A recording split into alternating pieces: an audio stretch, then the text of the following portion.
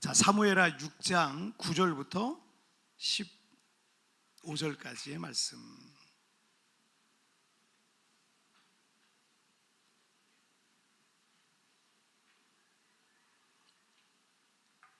자, 사무엘하 6장 9절부터 15절까지의 말씀, 제가 한 절씩 교독할 때 제가 9절 말씀 먼저 봉독해 올리겠습니다. 다윗이 그날에 여호와를 두려워하여 이르되 여호와의 궤가 어찌 내게로 오리요 하고 여호와의 궤를 옮겨 다윗성 자기에게로 메어가기를 즐겨하지 아니하고 가드 사람 오베데돔의 집으로 메어간지라. 여호와의 궤가 가드 사람 오베데돔의 집에 석 달을 있었는데 여호와께서 오베데돔과 그의 온 집에 복을 주시니라. 어떤 사람이 다윗 왕에게 아뢰어 이르되 여호와께서 오베데돔의 집과 그의 모든 소유에 복을 주셨다 한지라. 다윗이 가서 하나님의 궤를 기쁨으로 메고 오베데돔의 집에서 다윗성으로 올라갈세. 여호와의 궤를 맨 사람들이 6걸음을 가매 다윗이 소와 살찐 송아지로 제사를 드리고 다윗이 여호와 앞에서 힘을 다하여 춤을 추는데 그때 다윗이 베에봇을 다 같이요. 다윗과 온 이스라엘 족속이 즐거이 환호하며 나팔을 불고 여호와의 궤를 메어 오니라. 아멘. 자, 오늘 말씀 제목 읽겠습니다. 시작. 예배자로 산다는 것. 다시 한번 시작. 예배자로 산다는 것. 지난 주일에 잠시 언급했던 기원전 334년에서 323년 이 알렉산더 왕은 20살의 왕이 돼서 10년 만에 헬라 대제국을 건설했어요. 30살이 됐을 때는 이미 어마어마한 땅에 왕이 되어 있는, 대왕이 되어 있는 그런 상태였습니다. 그 어리기까지 한 20대 청년의 나이에 역사의 길이 기록될 만한 대업적을 이룬 거죠. 그리고 이 알렉산더 왕은 자신이 정복한 나라의 주요 70개 도시의 이름을 알렉산더의 영토라는 뜻으로 알렉산드리아라고 이렇게 불러, 아마 들어보셨죠? 이 알렉산드리아라는 이름으로 명명했습니다. 그 중에 대표적으로 이집트의 알렉산드리아가 지금까지도 아주 제일 유명하죠.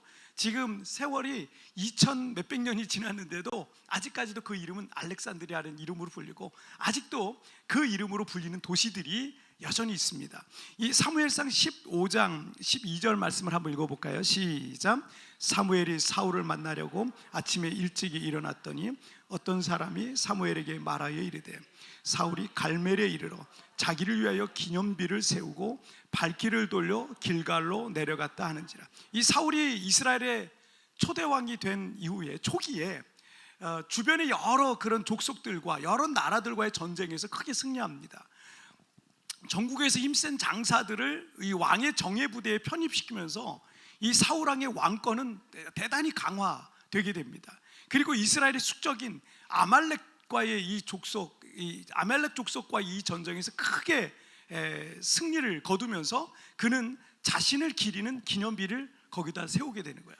자, 그 내용이에요. 자, 이렇게 사람은요, 큰 승리를 거두거나 큰 성공을 이루고 자신이 원하고 바라던 대단한 무엇인가를 이루었다 싶으면 헬라 제국의 이 알렉산더와 같이, 그리고 이스라엘의 초대왕 사울과 같이 자기 자신을 기리고 높이게 되어 있는 거예요. 북한의 그 김정일, 김일성, 김정은, 김정일, 김정은 이름들이 다 비슷해서, 자, 거기도 다 지금 막 우상 세워놓고 뭐 사진 걸어놓고 막 이러잖아요. 이 사람이 그렇게 돼 있어요. 이런 현상은요, 인간의 아주 자연스러운 그런 본능과 같은 겁니다. 그런데 여러분, 잠언 16장 18절에서 말씀하고 있는 바처럼 교만은 패망의 선봉이라 그랬어요. 그래서 큰 성공을 거두었어도 교만하잖아요. 그때부터 몰락의 길을 걷는 거예요. 그때부터 20대 청년 이 알렉산더 왕은 10년 만에 서구권 최초의 대제국을 건설했지만 30대 초반에 갑작스럽게 요절합니다. 그 열이 나고 막 이래서 그냥 죽었어요. 그리고 한 열을 앓다가 그냥 죽게 됩니다. 사울왕도 자신을 위한 기념비를 세운 뒤에 하나님께서 그를 버리십니다. 이 사건 뒤에 하나님께서 그를 버리셨다라는 기록이 있어요. 더 오래도록 또는 영원토록 가능했던 사울 왕가는요, 몰락의 길로 접어들었던 겁니다. 다윗은 20대 시절 내내 사망의 음침한 골짜기를 걷는 그 시련과 환난 가운데 있었지만 그 인생의 밤을 지나서 30세 유다의 왕으로, 그리고 37세 이스라엘 왕으로 등극을 하게 됩니다. 온 이스라엘의 왕으로 오른 이 다윗은 사무엘상 5장에서 예루살렘을 정복해서 그곳에 다윗성을 건설하고 또 다른 숙적인 블레셋과의 전쟁에서 큰 승리를 거두면서 영토를 크게 확장하는 장면이 이 사무엘상 5장에 나옵니다. 다윗은 그렇게 왕권의 안정을 가져온 뒤에 첫 번째로 했던 것이 수십 년 동안 블레셋 여러 도시와 여러 또 산속에 있던 그 하나님의 법궤, 그 하나님의 법궤가 예전에 블레셋 때 뺏겼는데 그 뺏긴 게 계속 수십 년 그 이상 또는 100년 정도를 계속 이게 방치되어 있었던 거예요. 그래서 이 하나님의 법궤를 다윗성으로 모셔오는 그 일을 했던 거죠. 자, 그것은 그의 왕권의 핵심과 또 권위와 능력은 오직 하나님께로부터 온다라는 것을 상징적으로 보여주고 있는 사건입니다. 그런데 우리가 하나님의 부르심을 받아 예배자로 살고 있고 또 예배자로 살기로 결단한다는 거, 이거 참 좋은 일이잖아요. 하나님이 기뻐하시는 일이잖아요. 하지만 우리가 무엇인가를 선택할 때 우리는 무엇인가를 또 버려야 되는 거예요. 여러분, 뭔가를 다 가질 수는 없어요. 뭔가를 선택하면 또 뭔가를 버려야 되는 일이 생깁니다. 때문에 이 상황에는 항상 갈등이 우리에게 올 수밖에 없어요. 때문에 하나님을 예배한다는 것은요, 하나님을 주님으로 모시고 주님의 뜻대로 순종하며 살아가겠다는 마음이 거기에 담겨 있는 겁니다. 그것 자체가 하나님께서 보시기에 얼마나 좋은 일입니까? 그러나 우리가 예배자로 산다는 것은 무엇인가를 또 버려야 되기 때문에 항상 여러분이 신앙생활 열심히 하려고 그러면 반드시 어떤 시험이 온다는 거 여러분 기억하세요. 그래서 신앙생활 열심히 하는데 시험이 온다, 정상이에요. 정상적이에요. 내가 열심히 믿음 생활하려고 더 주님을 섬기려고 그러는데 자꾸 어려움이 온다, 정상이에요. 자, 여러분 첫 번째 주제부터 한번 보실까요? 시작. 믿음의 시험을 두려워 말라. 다시 한번 시작. 믿음의 시험을 두려워 말라. 기원전 1440년경에 출애굽 사건이 있었잖아요. 그런데 이 출애굽한 뒤에 이 광야 생활을 한 지 1년 정도 됐을 때 이 하나님의 법궤, 언약궤를 만들어요. 그 언약궤 안에는 뭐가 들어있어요? 언약의 말씀, 즉 십계명이 들어가 있어요. 십계명의 두 돌판이 그 안에 들어가 있었는데, 여러분 우린 기독교도 그렇고 과거 유대인들이 섬겼던 그 하나님도 그렇고 특별한 형상을 만들면 안 되거든요. 여기에 지금 뭐 카톨릭도 그렇고 이 형상이 얼마나 많습니까? 형상 만들면 안 되는 거예요. 무엇이든지 만들고 절하에 섬기지 말라 그랬으니까 만들면 안 되는 거예요. 그런데 이 이스라엘 백성들에게도 그런 뭐 어떤 형상은 없어요. 이게 하나님이다 이런 건 없어요. 그런데 그 하나님의 말씀이 들어가 있는, 여러분 말씀이 곧 하나님이거든요, 우리한테는. 그래서 말씀이 육신이 되어 우리 가운데 거하시며 우리 그 영광을, 아버지의 독생자의 영광, 이런 말씀 있잖아요. 말씀이 곧 하나님이라는 말씀이 성경에 많이 나와요. 그래서 우리는 그 말씀을 통해서 하나님을 경험하고, 하나님의 형상이 없는 분이에요. 자, 그런데 그 말씀이 어디에 들어있냐면 법궤라는 곳에 들어가 있는 거예요. 이 법궤에 들어가 있으면서 이것이 하나님의 임재 상징으로 이스라엘 백성들에게는 여겨졌던 거죠. 하나님의 형상이 없잖아요. 그런데 이 법궤가 하나님의 임재 상징이었어. 자, 광야 생활 40년 뒤에, 출애굽한 뒤에 광야 생활을 40년 하고 또 40년 만에 가나안 땅에 들어가요. 그게 바로 기원전 1400년경입니다. 이 가나안 정복 전쟁이 시작되고 이스라엘이 가나안 땅에 입성한 뒤에 실로라는 지역이 있어요. 그 실로라는 지역에 성막이 세워지고 법궤도 그곳에 이제 안착이 됩니다.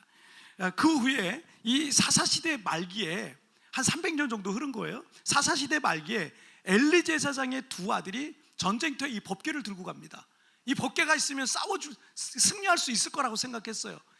그 사실은 좀 미신적인 신앙을, 하나님을 참으로 섬겼다기보다는 미신적으로 섬기는 그런 거예요. 여러분, 드라큘라가 나타나면 십자가 이렇게 하면 드라큘라 물러가요? 아니죠. 그거 아니에요. 우리 어디 신방 갔더니 우리 성도분이 어디 이렇게 밤에 우리 목장 모임을 가는데, 필리핀 분이신데 목장 모임을 가는데 너무 무서웠대요. 무서워가지고 여기다 칼을 2개를 넣고 마늘을 여기다 넣고 가셨다 그러더라고. 그 필리핀 분들한테는 그런 게 있대요, 진짜. 그러면 그 귀신을 물리칠 수 있다, 이런 어떤 그럼 약간 미신적인 게 아직 남아 있으시더라고. 우리 교회 나오시는데도 아직 그게 남아 있으시더라고. 여러분, 그런 걸로 우리가 이 마귀를 이기는 게 아니에요. 귀신을 이기는 게 아니에요.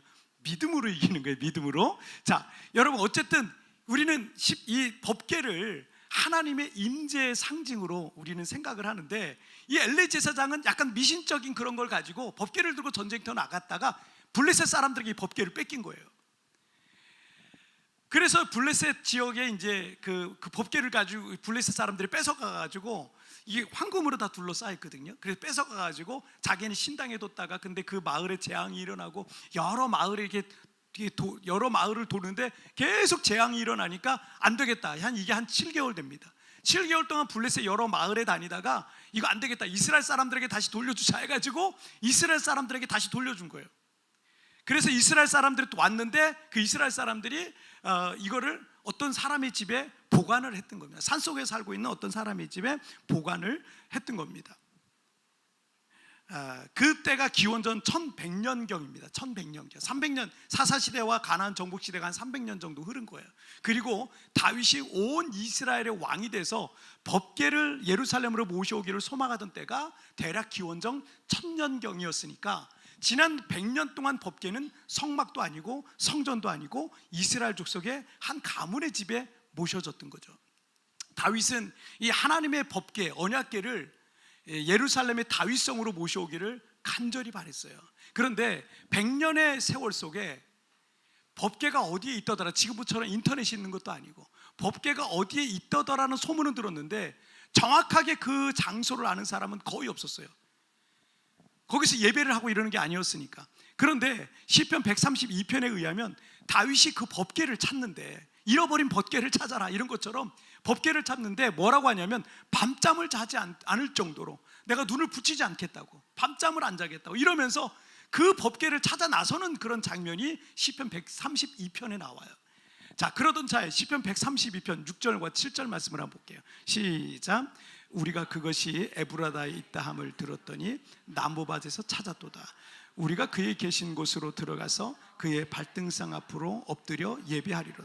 나무로 울창한 숲속 깊은 곳에 한 집에 모셔 있었던 이 법궤를 찾은 거예요. 그리고 그 앞에서 엎드려 경배하고 새로 만든, 깨끗하게 만든 수레, 큰 수레를 하나 멋지게 준비했어요.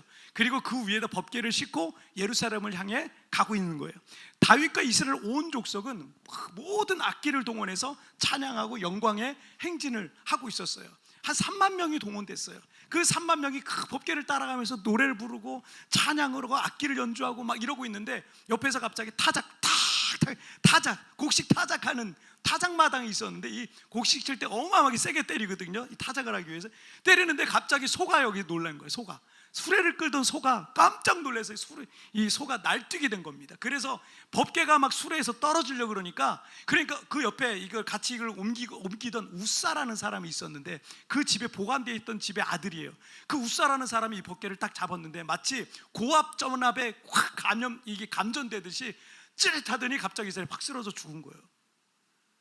아니, 이 엄청나게 좋은 이 행사 속에 제가 예전에 체육대회 할 때 엄청 막 하다가 제가 릴레이 달리기에 꾹꾸라 엎어져가지고 제가 살짝 기절한 적이 있었잖아요. 그 좋은 행사를 제가 망친 적이 있었거든요. 마치 그런 거예요. 너무너무 좋아서 지금 막 다윗도 춤을 추고 막 이러고 가고 있는데 갑자기 그 사람이 죽은 거예요. 우사라는 사람이 이거 법궤 깨질까봐 딱 잡았는데 감전되듯이 그러면서 확 하면서 죽었어요. 자, 그리고 9절과 10절 말씀 읽어보겠습니다. 시작. 다윗이 그날에 여호와를 두려워하여 이르되 여호와의 궤가 어찌 내게로 오리요하고 다윗이 여호와의 궤를 옮겨 다윗성 자기에게로 메어가기를 즐겨하지 아니하고 가드 사람 오베데돔의 집으로 메어간지라. 이 사건은 다윗에게 아주 큰 충격이었습니다. 다윗이 스스로 이렇게 생각이 되는, 수많은 전쟁에서 너무 많은 사람들의 피를 흘린 나 같은 죄인이 거룩하신 하나님의 법궤를 모셔온다는 거, 이건 말도 안 되는 일이구나. 자책이 되고 또 죄책감도 떠오르고, 그래서 그 근처에 있었던 모든 걸 중단하고 그 근처에 있었던 가드 사람 오베데돔의 집에 이 법궤를 모셔놨다라는 내용입니다. 자, 그런데 이것은 다윗과 이스라엘 백성들의 무지에서 비롯된 사건입니다. 다윗이 법궤에 옮겨오기를 포기한 것은 그러니까 몰라서 그런 거예요. 몰라서, 무지함 때문에. 이런 사건이 일어난 건 무지함 때문이에요. 왜냐하면 민수기 4장에 의하면 레위 지파 중에 고핫 자손이라고 있어요. 고라 자손, 고핫 자손이 있는데 그 고핫의 아들이 또 고라인데 이 고핫 자손이 법궤를 옮겨야 했어요. 그게 율법이에요. 하나님의 법이에요. 그리고 수레에 실으면 안 돼요. 수레에 실지 말고 고핫 자손들이, 고라 자손들이 법궤를 네 귀퉁이에 해서 8사람이 이걸 들어 올려야 돼요. 긴 막대를 껴서 들어 올려야 되는 이렇게 되어 있습니다. 그런데 하나님의 말씀을 대표하는 십계명이, 그 십계명의 두 돌판이 들어있는 언약궤, 하나님 말씀 잘 따르고 섬기겠다라는 그런 것을 옮겨오는 건데 오히려 말씀을 범하고 있는, 하나님의 말씀을 어겼기 때문에 벌어진 사건입니다. 다윗은 왕이 된 이후에 자신의 업적을 기리기 위한 기념비를 세운다든가 왕권을 과시할 만한 무엇을 했던 게 아니라 약 100년간 이스라엘 백성들에게 잊혀져 있었고 거의 버려져 있다시피 했던 하나님의 법궤를 찾아서 예루살렘으로 옮겨오려고 했던 것뿐이에요. 오직 하나님을 사랑하는 마음 하나로, 오직 하나님의 임재를 상징하는 그 법궤 앞에서 예배할 그 마음 하나로 이 프로젝트를 진행했던 건데 우사의 죽음으로 인해서 다윗은 큰 시험에 빠지게 된 겁니다. 제가 한국에서 사역자로서 아주 즐겁게 사역하고 있었거든요. 여러 좋은 조건들 속에 즐겁게 사역하고 있는데 그러다가 어느 날 갑자기 저에게 하나님이 너 필리핀 가서 한인교회를 개척하라, 이런 메시지를, 사명을 주신 거예요. 그래서 제가 그걸 다 내려놓고 하나님의 부르심과 사명에 순종하는 마음으로 제가 그냥 아무것도 모르고 여기 아는 사람도 아무도 없는데 그냥 왔어요. 그래서 순종하는 마음으로 교회를 개척해 사역하고 있는데 초창기에 여러 시련들이 오더라고요. 어려움들이 많더라고요. 그때 제 마음이 그랬어요. 하나님, 제가 주님이 말씀하신 대로 순종하면서 여기 왔으면 잘 돼야 되는 거 아닌가요? 형통하고 순탄해야 되는 거 아닌가요? 왜 저한테 이런 시련이 오나요? 막 이러면서 제가 불평을 했던 일이 있었습니다. 그런데 그때를 돌아보면 그 시기에 저에게 있었던 그 시련과 고난과 시험이 없었다면 저는 영적으로 교만해졌을 거예요. 또는 너무 일이 잘 되니까 나태해졌거나 또는 하나님과의 깊은 은혜와 사랑을 제대로 경험하지 못했을 겁니다. 근데 시련이 오니까, 고난이 오니까 엎드려지게 되더라고요. 엎드리고 더 낮아지고 더 기도하고 더 하나님만을 의지하는 절대 믿음을 그 시기에 저를 훈련하시더라고요. 그러니까 돌아보니까 그게 너무 잘 된 거였어요.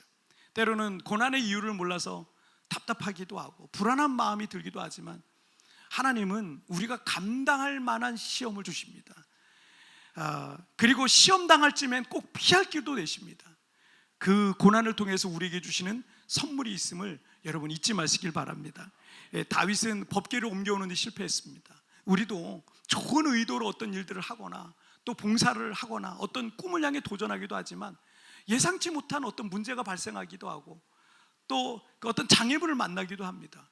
그리고 비관적으로 보이는 상황에 실패에 대한 불안함과 두려움을 갖기도 할 겁니다. 그럴 때 자연스럽게 마음에 찾아오는 생각은 이거 괜히 시작했나? 차라리 하지 말 걸 그랬나? 괜히 실패하면 어떻게 하지? 이런 생각이 막 드는 거예요. 우리 중에 누구도 실패를 좋아할 사람은 아무도 없을 거예요. 실패하지 않는 가장 확실한 방법은 아무것도 하지 않는 거예요. 그래서 실패가 두려워서 주저하고 아무것도 하지 않는 경우 분명히 있을 겁니다. 그런데 우리가 잊지 말아야 될 것 중에 하나는요, 아무것도 하지 않으면 아무 일도 안 일어나요. 여러분이 아무것도 안 하면 실패할 일도 없을 거예요. 그렇지만 아무것도 안 하면 정말 내 인생 속에 사람들이 부러워할 만한, 내가 좋아할 만한 그런 좋은 일은 일어나지 않는다라는 거예요. 여러분이 시도하고 도전하는 일들이 죄 짓는 일만 아니라면 여러분 도전하는 거 멈추지 마세요. 그 과정에 여러 가지 난관과 시험 있을 거예요. 그러나 어떤 시험이든 두려워하지 마십시오. 하나님이 감당할 힘을 주실 겁니다. 그것을 통해서 우리를 단련하시고 훈련하시고 깎아야 될 부분은 또 다듬어 주실 거고 그 일을 통해서 힘들지만 새로운 사실들도 깨닫게 될 거고 더 성숙하게 변화시켜 주실 겁니다. 특별히 어떤 믿음의 시험들이 있다면 여러분 더 두려워하지 마세요. 나를 정금처럼 순도 99.9%의 순수한 정금과 같이 우리를 만들어 주실 것을, 그런 믿음을 만들어 주실 것을 믿으시길 바랍니다. 자, 우리 두 번째 주제 보실게요. 시작. 여호와의 법궤를 모셔오라. 다시 한번 시작. 여호와의 법궤를 모셔오라. 시편 132편을 보니까 다윗이 얼마나 여호와의 법궤를 모셔오기를 사모했는지, 그는 그 앞에서 서원하고 맹세까지 합니다. 그러면서 뭐라 그러냐면 그 법궤를 찾기까지 내가 집에 안 들어가겠다는 거예요. 잠도 안 자겠다는 거예요. 잠도 자지 않고 내가 그 법궤를 반드시 찾아오겠다라는 어떤 이런 각오를 가지고 서원하고 맹세하는 모습을 볼 수 있습니다. 그렇게 사모하던 법궤를 찾아서 3만 명의 특별히 뽑은 사람들 3만 명을 동원해서 온갖 악기를 연주하게 하고 하나님을 찬양하며 법궤를 옮겨오고 있었던 겁니다. 이게 장면 자체가 여러분 얼마나 이게 장엄합니까? 그런데 전혀 예상치 못했던 우사의 죽음은요, 모든 행사에 찬물 확 끼얹는 거예요. 그래서 모든 행사가 중단되고 법궤는 10절에 보니까 가드 사람 오베데돔의 집에 옮겨놓고 그는 큰 시험과 절망 속에서 예루살렘으로 돌아오게 됩니다. 자, 그런데 12절 말씀을 보실게요. 시작. 어떤 사람이 다윗 왕에게 아뢰어 이르되 여호와께서 하나님의 궤로 말미암아 에베데돔의 집과 그의 모든 소유에 복을 주셨다 한지라. 다윗이 가서 하나님의 궤를 기쁨으로 메고 오베데돔의 집에서 다윗성으로 올라갔어요. 이 법궤가 가드 사람 오베데돔의 집에 석 달을 있었는데 여호와께서 그의 모든 소유에 큰 복을 주셨다는 소식을 다윗이 듣게 된 겁니다. 다윗은 법궤를 모셔오는 것은 큰 축복이었구나라는 것을 다시 한번 확신하게 되는 거죠. 역대상 15장 2절 말씀에 보시면 다 같이 읽겠습니다. 시작. 다윗이 이르되 레위 사람 외에는 하나님의 궤를 맬 수 없나니 이는 여호와께서 그들을 택하사 여호와의 궤를 메고 영원히 그를 섬기게 하셨습니다. 여러분, 다윗은 법궤를 옮겨오다 실패해서 크게 낙심해가지고요 3개월 동안 궁궐에 들어가가지고 고민해서 이게 뭐가 문제일까? 문제가 뭐였을까? 왜 내가 이렇게 좋은 일을 하는데, 내가 하나님을 잘 섬기려고 하는 건데 왜 이런 일이 일어났을까? 하면서 어떻게 했어요? 하나님의 말씀을 살펴본 거예요. 하나님의 말씀. 민수기 율법의 말씀에 보니까 레위 지파의 고앗 자손들이 법궤를 메고 이동해야 된다 라는 이 사실을 깨닫게 된 겁니다. 그러니까 1차 때도 말씀대로 했다면 아무 문제가 없었을 거예요. 그러나 말씀을 거슬렀기 때문에 그런 불상사가 일어났던 거예요. 제가 지난주에 우리 교회 여전도의 주관으로 있었던 우리 사랑의 바자회 통해 깨달은 말씀을 제가 잠시 나눴었잖아요.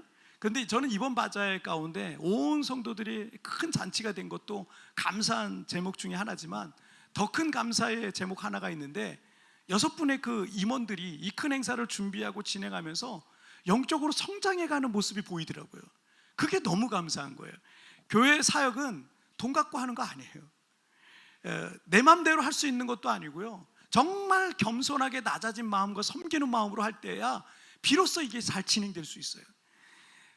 임원이 아닐 때는 내 감정대로, 속된 말로 성깔도 부렸을 거고 분명히 그랬을 텐데, 임원 중에 한 분이 그러더라고요. 임원하기 전에는 앞에서 일하시는 분들한테 협조도 잘 안 했던 것 같고 불평도 많이 하고 그랬는데 임원을 하다 보니까 그때 그랬던 게 너무 미안해지더래요. 너무 미안해지더래요. 그런 사실을 깨달은 거죠. 저는 우리 교회 속으로 그 리더들인 이 작은 목자, 부목자 집사님들을 보면 그러면서 제가 보람을 느낄 때가 참 많아요. 이분들은 교회 사역의 기둥과 같은 그런 포지션들입니다. 그런데 이 목원들이 한 5명에서 8명 정도 되거든요. 내가 맡은 이 목장의 목원들을 섬기는 거, 여러분 5명, 8명 내가 이게 섬기는 게 쉽지가 않아요. 작은 목자로서 더 많이 기도해야 되고요, 그리고 더 많이 섬겨야 되고 영적으로 더 많이 모범이 되어야 되고 그 부담과 책임이 클 수밖에 없습니다. 아마 중간중간에 내가 왜 이걸 한다고 했을까? 그냥 중간에 그만둔다고 할까? 뭐 이런 어떤 생각도 중간에 불쑥불쑥 막 올라와요. 그런데 이 코로나 이후에 새롭게 편성된 목장들이고 우리 교회도 어쩌면 코로나 이후에 새로 개척하는 마음으로 새로 시작된 거예요. 지금 교회가 13년 됐지만 몇 년 안 된 것 같은 그런 느낌도 사실은 있습니다. 어쨌든 이 코로나 이후에 새롭게 편성된 목장들이기 때문에 작은 목자들도 아직 몇 년이 안 됐어요. 몇 년 안 됩니다. 진짜 몇 년 안 돼요. 몇 년 안 됐고, 하지만 우리 집사님들이 이 담임 목사인 저희의 지도와 리더십에 잘 따라와 주시고 또 순종해 주셔서 그런지 제가 볼 때는 정말 많이 변하셨어요. 정말 많이 변하시고 더 성장하시고 영적으로 인격적으로 더 성숙해지셨어요. 이게 저에게는 엄청난 감사의 제목이에요. 그리고 올해 들어서면서 우리 청소년부 를 새롭게 조직하고 또 선생님들 새로 임명되고 또 지금 우리 선생님들이 매주 금요일 저녁마다 만나서 함께 기도하고 공과 공부 준비도 하고 청소년부 부흥을 위해서 함께 머리를 맞대는 시간을 지금 매주 계속 정기적으로 지금 갖고 있어요. 우리 선생님들이 워낙 훌륭해서 저는 뭐 청소년부가 크게 부흥할 걸 저는 믿습니다. 그런데 청소년부의 부흥을 조금도 의심하지 않고 있지만 청소년부 교사로 헌신하는 선생님들, 저는 거기에 또 포커스가 있어요. 그 선생님들의 믿음도 7배로 성장할 것을 저는 믿습니다. 바쁜 시간 쪼개서 교사로 섬기고 아이들 위해서 내 돈 써가면서 교사로 섬기는 게 때로는 힘들 수밖에 없어요. 하지만 그 섬김과 헌신이 절대로 헛되지 않을 겁니다. 하늘의 상급뿐만 아니라 교사로 섬기다가 누리게 되는 영적 은혜들이 놀랍게 있을 줄 믿습니다. 한 대학에서 교수로 계신 집사님이, 한국의 대학에서 교수로 계신 집사님이 수년 전에 방학 때 우리 교회 한두 달 오셔서 또 예배하고 가신 이후로 우리 교회를 얼마나 사랑하시는지 몰라요. 물론 한국에 돌아가셔서 지역교회도 열심히 섬기시는데 지난달에 우리 부모님과 자녀들까지 다 데리고 3대가 세부 여행을 오셨어요. 일부러 주의를 끼고 오셨는데 이 장로와 권사로 평생 한 교회를 섬기신 이 부모님께 우리 교회를 꼭 보여드리고 싶었다는 거예요. 부모님은 해외여행을 처음 나오셨는데 그 이유가 교회에서 맡고 계신 봉사 때문에 주일을 빼먹을 수 없다는 거예요. 그 자녀들 다 해외여행 갈 때도 주일을 빼먹을 수 없다. 그래서 주일을 빼먹고 여행을 갈 수 없으셨기 때문에 해외여행을 처음 오신 거래요. 주님의 몸된 교회를 사랑하고 예배를 사모하고 섬기는 이 믿음이 얼마나 귀합니까? 그런데 이제 장로 은퇴도 하시고 올해 기회가 돼서 세부에 함께 모시고 올 수 있었다라는 얘기더라고요. 그 장로님과 권사님은 군산에 있는 한 그 교회를 섬기시는데 두 분을 만나서 제가 식사도 하고 또 교제도 하면서 왜 그 아들 집사님이 이렇게 복을 받고 또 손주들까지 큰 복을 받고 사는지 제가 짐작이 되더라고요. 여러분의 인생 속에 하나님의 법궤를 모시는 것은요 가장 큰 축복입니다. 하나님께서 여러분의 인생 속에 들어가시는 거예요. 우리 주님께서 여러분의 가정 속에 들어가시는 거예요. 하나님께서 나와 함께 하시는 거예요. 하나님께서 나를 책임져 주시는 겁니다. 하나님께서 내게 복을 주시는 거예요. 여러분, 주님의 몸된 교회를 귀히 여기세요. 예배를 귀히 여기십시오. 주님을 섬기고 봉사하는 것을 귀히 여기십시오. 그렇게 날마다 여호와의 법궤를 내 안에 모시는, 여러분의 가정에 모시는 그런 복된 은혜가 여러분에게 있기를 주님의 이름으로 축복합니다. 자, 오늘 말씀 정리해 볼게요. 오늘 두 가지예요. 같이 함께 읽겠습니다. 시작. 믿음의 시험을 두려워 말라. 여호와의 법궤를 모셔오라. 다시 한번 시작. 여러분, 우리가 예배자로 산다는 거는요 하나님을 선택했기 때문에 반드시 시험이 있어요. 하나님 잘 섬기려고 한다면 꼭 시험 와요. 이상하게 생각하지 마세요. 지극히 자연스러운 거예요. 여러분, 그걸 통해서 하나님이 나를 또 새롭게 하십니다. 하나님 붙들어 주세요. 감당할 시험만 주세요. 피할 길도 내세요. 그러니까 두려워하지 마세요. 그래서 여러분, 믿음의 시험 두려워하지 마세요. 예배자로 살면서 또 한 가지, 우리가 완전한 예배자로 사는 건데 여호와의 법궤를 내 안에 늘 모시는 거예요. 하나님을 늘 모시는 거예요.